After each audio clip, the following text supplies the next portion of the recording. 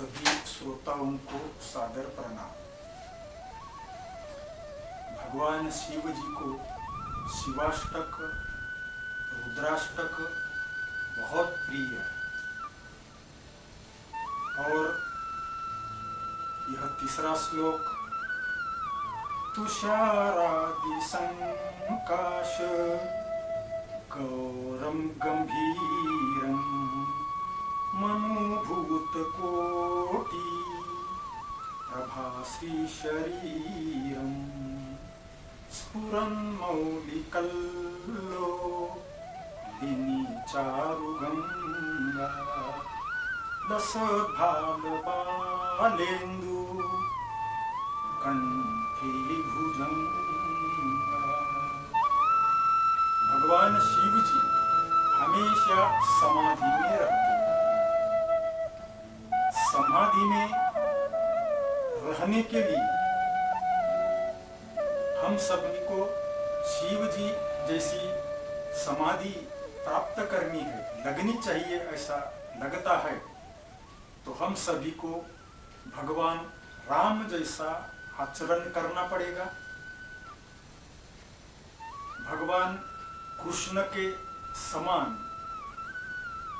आनंद की खोज करनी पड़ेगी, तब कहीं हमें भगवान शिव के समान हम में करुणा आएगी और समाधि लगेगी। जो पत्थर चोट खा खाकर बिखर जाता है वह कंकर बन जाता है, और जो पत्थर चोट खा खाकर निखर जाता है वह शंकर बन जाता है। वेद व्यास जी ने 17 पुराण लिखे थे, फिर भी उनके मन में जरा भी शांति नहीं थी। उन्होंने लोगों को यदि वो पाप कर्म करेंगे, बुरे कर्म करेंगे तो उनके लिए नरक का डर बताया, पुण्य कर्म करने वालों को स्वर्ग का सुख बताया। फिर भी लोगों में कोई परिवर्तन नहीं आया। इसलिए वेद व्यास जी 17 पुराण लिखने के बाद में भी हमेशा चिंतित रहते थे। जगत के कल्याण का उनका जो मिशन था वो मिशन फेल हो गया था। वो कहते थे कि माय मिशन इज फेल्ड, और इसके लिए हमेशा चिंतित रहते थे। वो हमेशा ये सोचते रहते थे कि मुझ में कुछ तो भी कमियां है, मुझ में कुछ तो भी अभाव है। और ऐसे ज्ञानी पुरुष तो हमेशा खुद की कमियां ही ढूंढते रहते। वेद व्यास जी भी अपनी कमियां ढूंढ रहे थे, चिंतित थे। उनके मन में यह कल्पना आई कि अब ये मेरी जो चिंता है या मुझ में जो अभाव है या पुराण लिखने का जो मेरा अधूरा काम है और मेरी गलतियां, मेरी कमियां किसी ने तो भी ध्यान में लाकर देना चाहिए करके वो हमेशा चिंतित रहते थे। और उनको लगा कि मेरी कमियां सिर्फ देवर्षि नारद ही बता सकते हैं, और इसलिए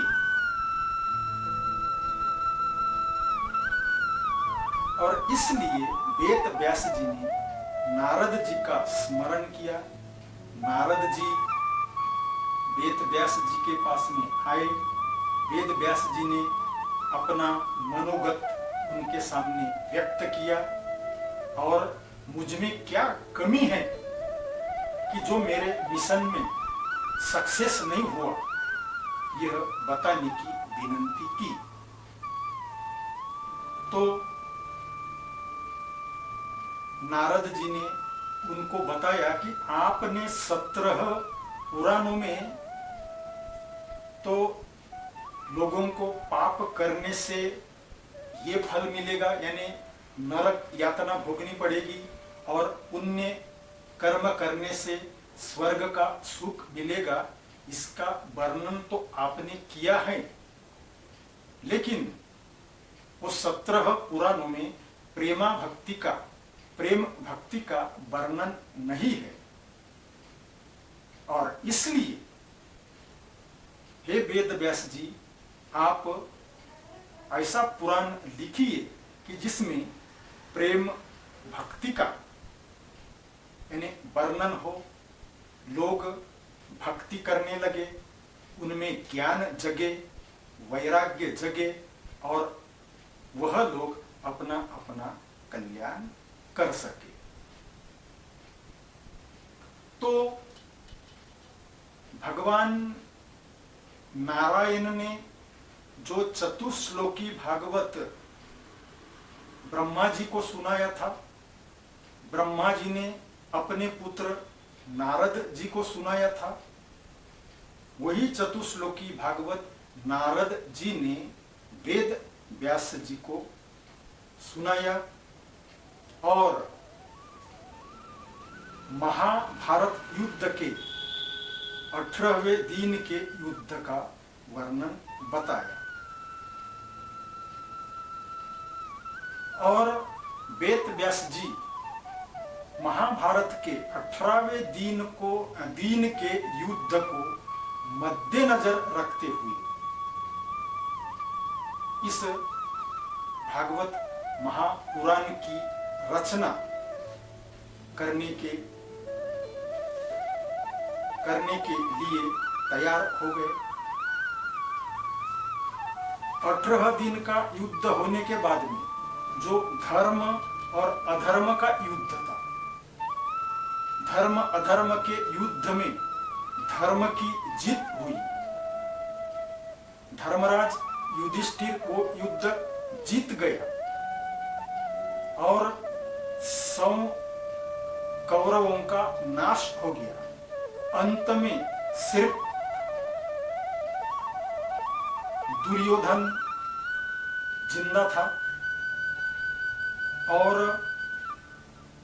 कौरव सेना के सभी रथी महारथी युद्ध में मर चुके थे। सिर्फ 2 बचे थे, एक कृपाचार्य और अश्वत्थामा। और ये दोनों में से कृपाचार्य तो कोई गलत काम नहीं कर सकते, गलत काम अश्वत्थामा कर सकता है। और जब दुर्योधन युद्ध भूमि में पड़ा हुआ था, तब अश्वत्थामा दौड़ते दौड़ते दुर्योधन के पास में गया और दुर्योधन को पूछने लगा कि अब आपकी अंतिम इच्छा क्या है? ये आपके सभी भाई तो मारे गए हैं और आप भी अभी मरने के कगार पर है, तो आपकी कोई इच्छा शेष है क्या? तो दुर्योधन बोले कि जिस तरह हम 100 के 100 कौरव मारे गए हैं, उसी तरह ये पांडव भी बिल्कुल शेष नहीं रहने चाहिए, यानी 5 पांडव मरने चाहिए, यह मेरी इच्छा है। इसलिए अश्वत्थामा को 5 पांडवों को मारने के लिए प्रवृत्त किया। अश्वत्थामा ने दुर्योधन को आश्वासन दिया कि मैं किसी भी हालत में पांचों पांडवों का वध करूंगा। रात का समय देखकर और इसकी पूरी भनक भगवान कृष्ण को थी, तो उस शिविर में से पांचों पांडवों को भगवान कृष्ण ने अपने साथ लेकर गए और वो शिविर में वो पांचों पांडव जहां सोते थे तो पांचों पांडवों के 5 बच्चों को सुला दिया। अश्वत्थामा ने रात के अंधेरे का फायदा लेकर 5 पांडव समझकर 5 पांडवों के 5 पुत्रों की हत्या कर दी। दूसरे दिन सवेरा होने के बाद में भगवान कृष्ण पांचों पांडवों को जब उनके शिविर में, यानी जहां उनके बच्चे सोए थे, वहां लेकर आए तो उनको उनके बच्चों के शव दिखे, उनकी हत्या हुई दिखी। तो अर्जुन ने उसी समय प्रतिज्ञा किया था कि जब तक ये 5 पांडव पुत्रों की जिसने हत्या की हुई है, जब तक उसका मैं वध नहीं करूंगा तब तक ये 5 बच्चों का अंतिम संस्कार नहीं होगा। और तुरंत अपना गांडीव धनुष लेकर रथ पर सवार होकर जहां दुर्योधन युद्ध भूमि में पड़ा हुआ था वहां अर्जुन गया और दुर्योधन के पास में अश्वत्थामा दिखा। अश्वत्थामा को पकड़कर रथ को बांधकर उसको खींचते हुए लेकर आया तो द्रौपदी एकदम सामने आई और विनंती करने लगी कि ये अश्वत्थामा गुरुपुत्र है।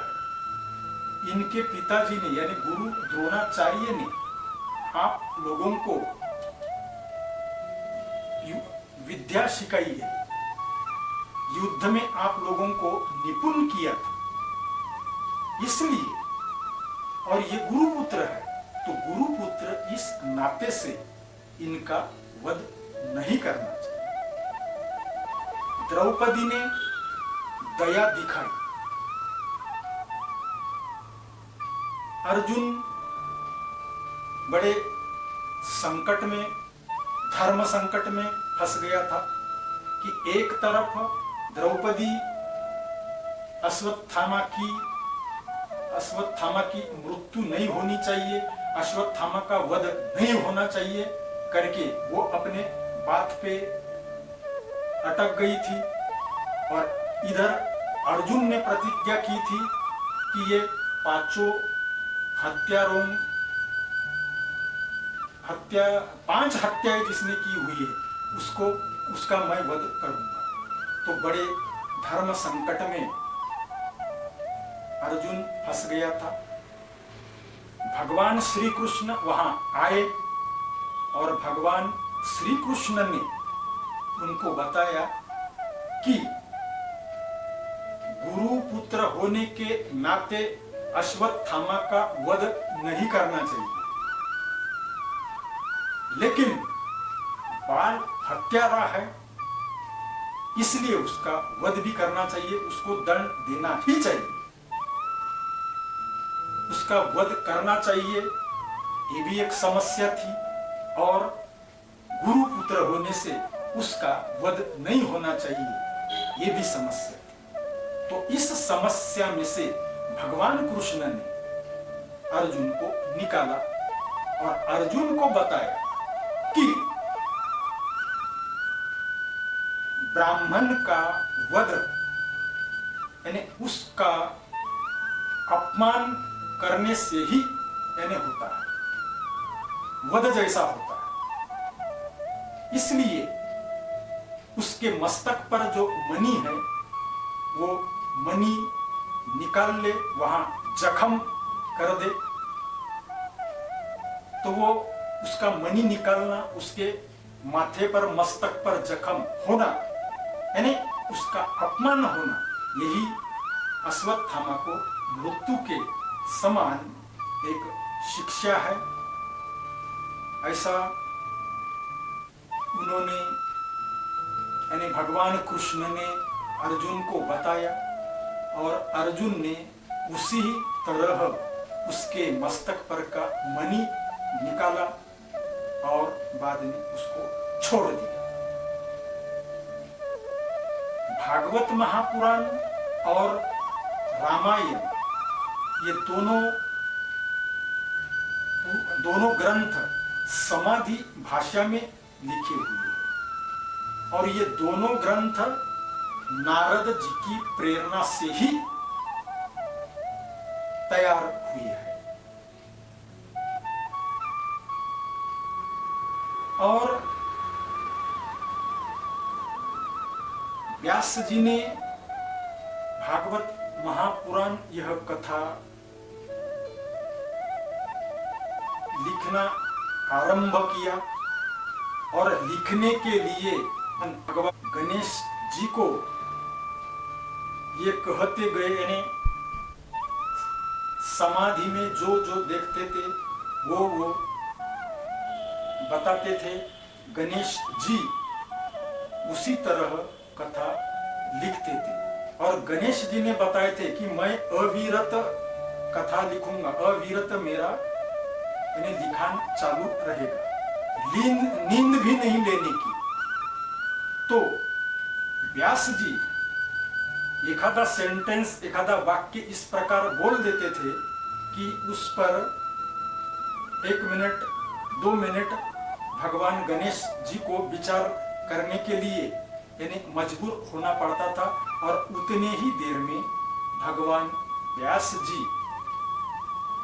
यानी नींद ले लेते।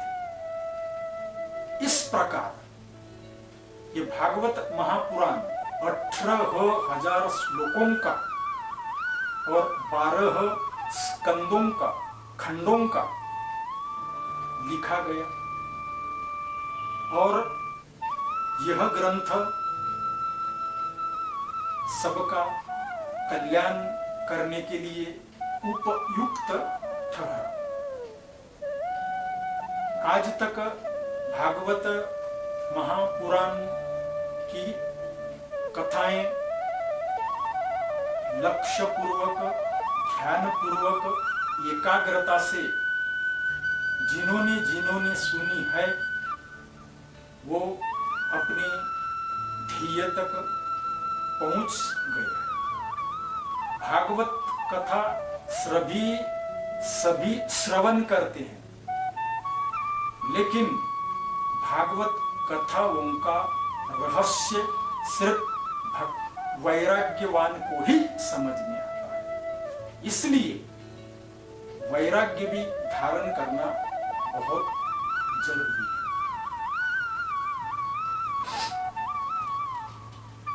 उसके बाद में यह पुराण लिखने के बाद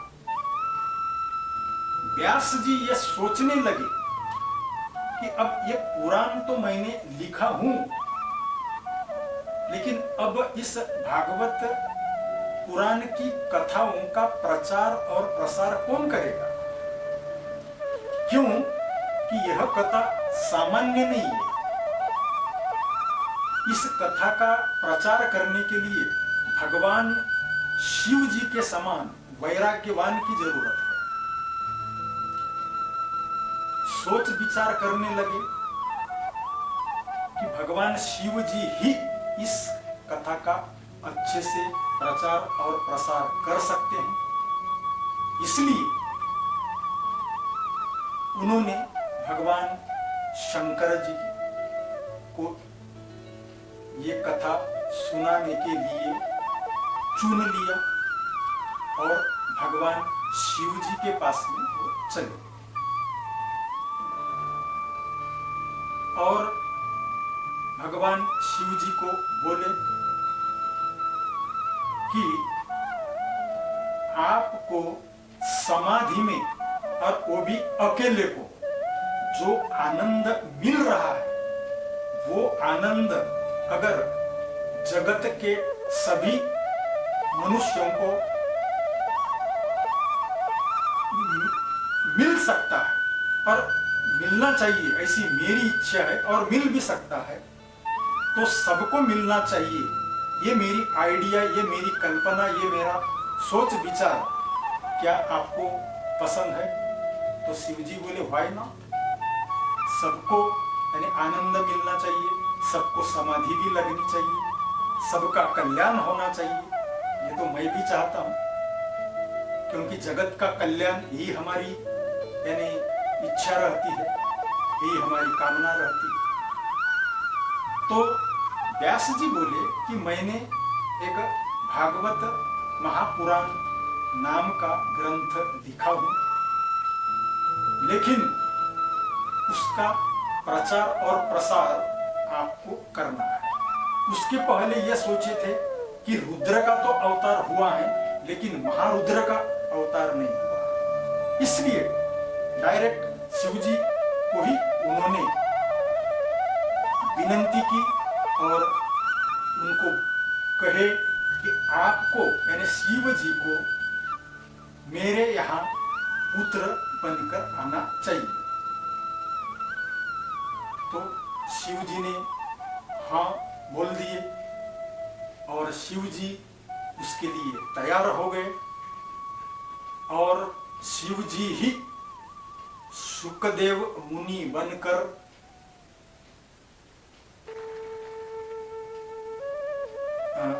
व्यास जी के यहाँ उन्होंने जन्म लिया।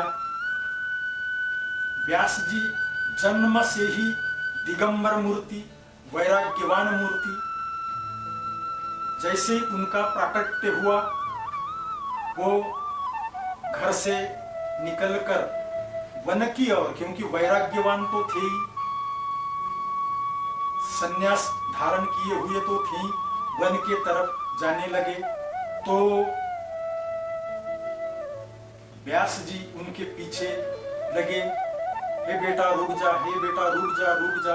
लेकिन बेटा रुकने को तैयार नहीं था, यानी सुखदेव जी रुकने के लिए तैयार नहीं थे और सुखदेव जी के बदले में वृक्ष ही जवाब देते थे कि यह लड़का आपका जरूर है, लेकिन यह लड़का जगत के कल्याण के लिए आया हुआ है, ये पूरे जगत का लड़का है। तो इस प्रकार वृक्ष भी वेद व्यास जी को जवाब देते थे और समझाते रहते थे। और जब ये वृक्ष भी समझाते थे तब सुखदेव जी के पिताजी का यानी व्यास जी का समाधान हुआ था और वो शांत हो गए थे।